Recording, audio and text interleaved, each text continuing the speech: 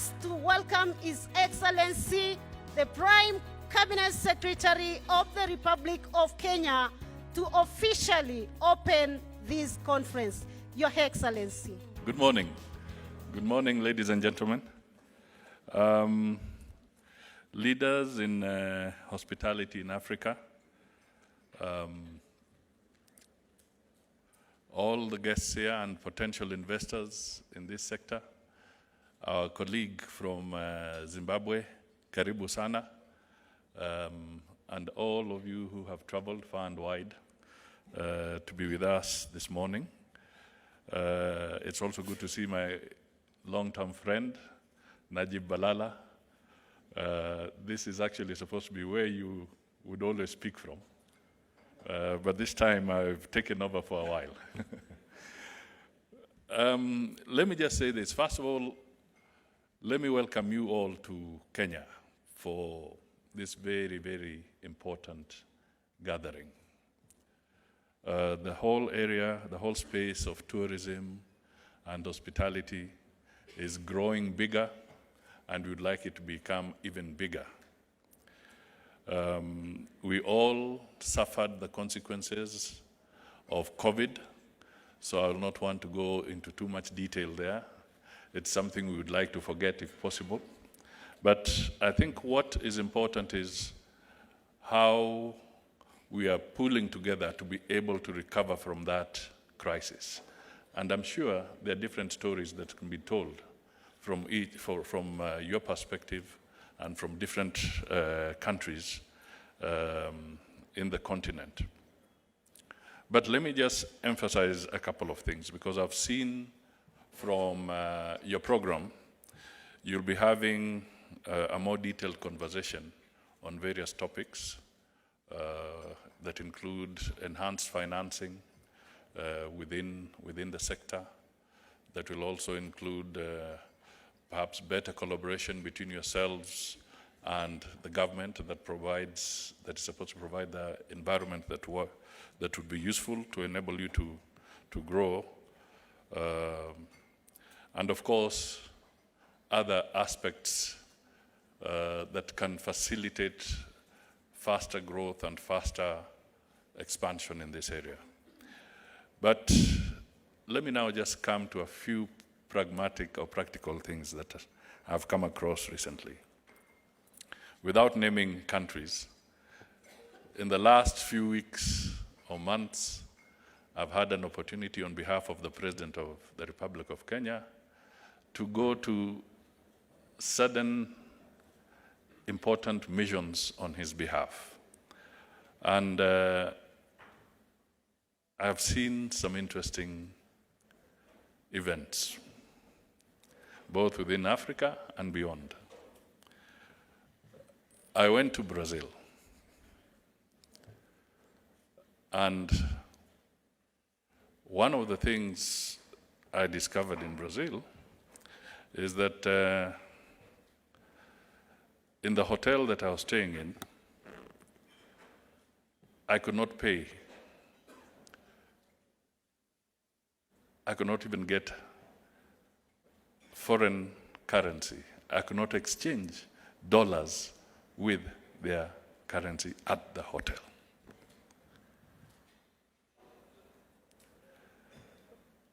Brazil is perhaps among the top 15 economies in the world.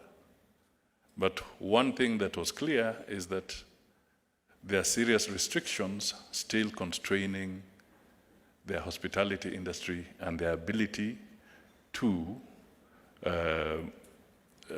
offer better service. Do you know what? You can go to any premium hotel in Nairobi today and you can get your dollars or the currency you want converted for you in that hotel.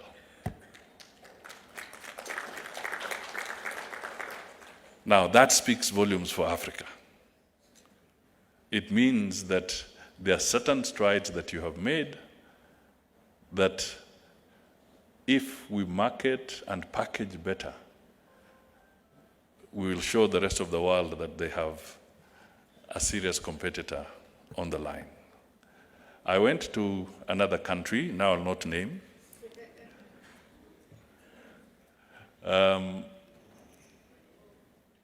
They don't have sufficient accommodation.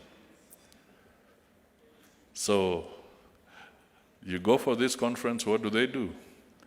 You go, a delegation, they look for somebody with a house somewhere, and the government leases that house for the duration of the conference. No space. Opportunities are beckoning. I went to another country recently, and just imagine the security nightmare. You put, I'm not a head of state, but I was observing. But imagine you put all heads of state under one roof.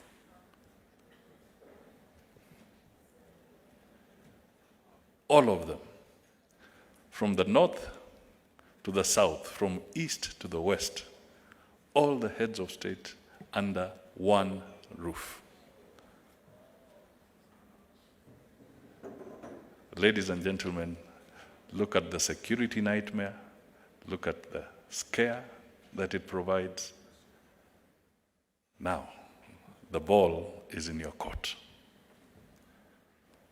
As people who would be changing the face of hospitality for us, now and in the future, the security that it takes,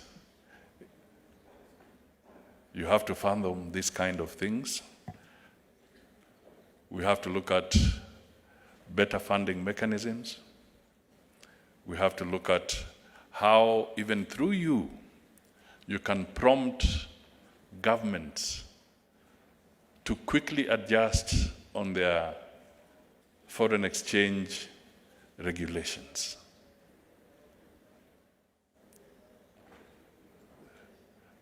I mean, how would you be in a 5-star hotel like Radisson, and there's somebody at the door with a bag ready to do the black market changes for you? What does that mean for hospitality on our continent? So I'm bringing out these things just to say that there are a lot of issues that, through your influence, you should not look at yourselves as only influencing tourist or tourism or hospitality policies. Look at yourself holistically. You must be able to influence other things. You must be able to influence policies around security. You must be able to influence policies around the financing of the country and how they bring out their rules.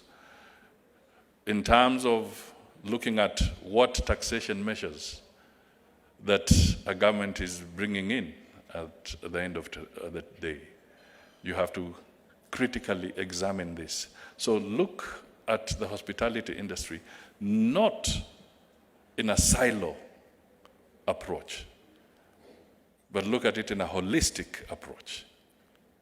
And I hope that in the conversation from the varied topics that you'll have, you'll be able to bring forward some very critical suggestions that would help all of us improve and generate the kind of investment we want in that sector. We want to see more employment. We want to see more capacity building. We want to see that being accelerated across the board. We want to see you supporting us and helping us more forcefully on matters of conservation and greening of the sector. What do we do? How can we partner to achieve that?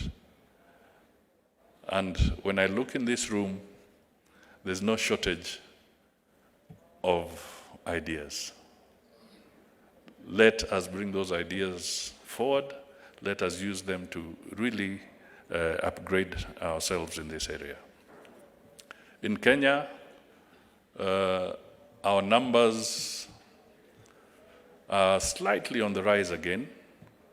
We hope we can get to the 2 million mark, but that is very little when you think of it. I was watching an ad about Guinness, the brewer, in the Irish, isn't it? Yeah. Now, the old factory, the whole factory complex of Guinness, in a year is receiving 800 to 1 million visitors. That is a brewery where they started and their journey to global dominance in terms of brewing. They receive between 800,000 to 1 million. Now, Kenya, in a year, Kenya is talking about 2 million tourists in a year. And one brewery is receiving 50% of our anticipated numbers. So when you see that, then it means that surely how can one single brewery give us a run for our money? You know? But all this boil down to what kind of facilities does a nation offer? What does Kenya offer? How competitive is it? What is the pricing mode that we are putting on the table? How easy is it for an investor here to put in their money and be able to repatriate their profits when they want to do so?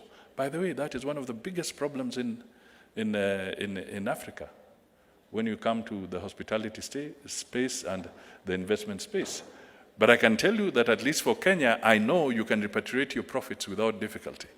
But speaking honestly, a lot of the African countries make it difficult for investors to repatriate their profits when they earn them. So if we are going to talk about African hospitality and the investment, we must critically engage with the policymakers in our respective countries so that we can change that and be able to attract the kind of foreign injection that we need to grow our numbers and to grow our space in our country, the number of beds that we need and so forth. So, ladies and gentlemen, I hope I'm not preempting any of the issues you want to discuss, but I thought if I just give a brief insight into some of these concerns and to bring it out that they are a reality, it's not fiction. They are issues that we need to tackle. And if we do it holistically, I repeat, not in a silo format, we have to do it holistically. You have to look at yourselves as influencing policy beyond your comfort zone. Then we will start making the difference that will be badly needed. We want to create those jobs. Job creation is a nightmare. Technology, hospitality are the new frontiers. We are grappling to get people back into agriculture. We are grappling to get them into other sectors. The demography on our continent is different. The percentages are known to you. I'll give you a very interesting experience and then I'll conclude there. The other day, I went to Embu County, one of our 47 counties, and I had an opportunity to meet up with about 2,000 young men and women of Kangaroo Boys High School and Kangaroo Girls High School. It's one of the top schools in our country, in in Embu, middle of Kenya. And then I asked them one question. I just wanted to get a feel. It shocked me. I asked them, could you, young people who are here, those of you who had an opportunity to see Daniel Arap Moi with your own eyes, just raise your hands.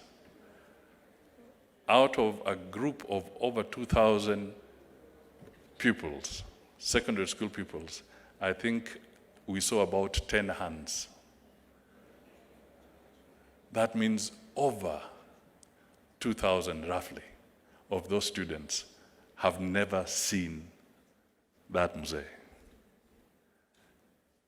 I asked them, tell me how many of you ever encountered the late Mwai Kibaki visually? The number was slightly higher. I think about 100 young men and women raised their hands. The others had never seen Mwai Kibaki visually. They've read about them, they've seen them on a screen, but they've never seen them directly. What does that tell you? It tells you that you are dealing with a completely different demographic structure. So in tailoring your packages, in looking at the future of the African hospitality and the whole framework, then how are we packaging this? How are you configuring this? How are you bringing them into the mainstream? The capacity building, the jobs, the technology, and so forth. How are you fitting these people in? Because clearly, we cannot base our future on the way we've done things traditionally. We may leverage on history. We may leverage on all that, but our packaging and our everything must be futuristic. It must now be able to attract and captivate the minds of the people that are forming the core of our population in the continent. So I think with those few remarks, I can only say I wish you very, very robust deliberations as you engage and find solutions for us in this sector. And we be looking forward to seeing very concrete recommendations and suggestions on how we can partner with yourselves from the Kenyan perspective.